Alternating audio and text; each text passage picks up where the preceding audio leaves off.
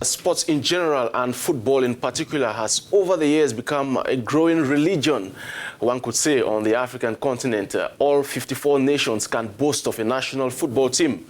Others have had a firm grip on athletics, especially in the Horn of Africa, while basketball, rugby, and even cricket are producing hundreds of thousands of sportsmen and women on the continent. These sports disciplines, like any other, are governed by laws, text, as well as contracts between players, institutions, I should say, coaches, teams, as well as the various federations governing these sporting disciplines. There is a need for the interpretation of the laws, thereby creating an opportunity for lawyers, especially young lawyers who find themselves in a profession that has almost been limited to representing clients in criminal court cases. Now, the Université des Jeunes Avocats de l'Afrique Centrale is a collective of lawyers who came together for the first edition held in Pointe-Noire here in the Republic of Congo to appreciate and strengthen the growing need for sportsmen and women to have lawyers in a mutually beneficial relationship. After that, we had a chat with one of the participants, and here is what he had to say on the subject. Unfortunately for most young lawyers, they venture into certain fields of endeavor where many other lawyers exist and are well known. So the young lawyers cannot compete with them.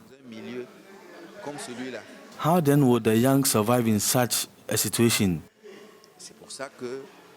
They will have to venture into areas where others do not want to go. That is why, among other reasons, the domain of sports law can be an opportunity for the young lawyers because very few older ones specialize in this area.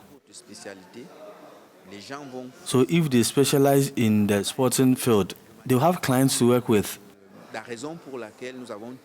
So basically, that is the reason why we have decided to share our experiences with young lawyers in the Central African sub-region for them to delve into this type of law, which is sports-related, so that they can grow professionally. A case study was presented by the Cameroonian lawyer, which will be the Professional Football League back home, where he says footballers go for several seasons without ever having a signed and respected contract. Only when you know your rights, that you can really defend them. When you don't know the laws, they can easily be violated without you knowing. So the end goal is to be able to get to the point where we can sensitize sports personalities, players, coaches, presidents of clubs, and even the sporting federations should know that their domain of sports is governed by laws. To explain to them these laws, telling them their rights and duties. So effectively, the idea will be to have each sportsman or woman hire a legal advisor to accompany them in their careers. Because a bad contract or a contract that is wrongly interpreted or executed could be fatal for the career of a player, a coach, or even an entire team.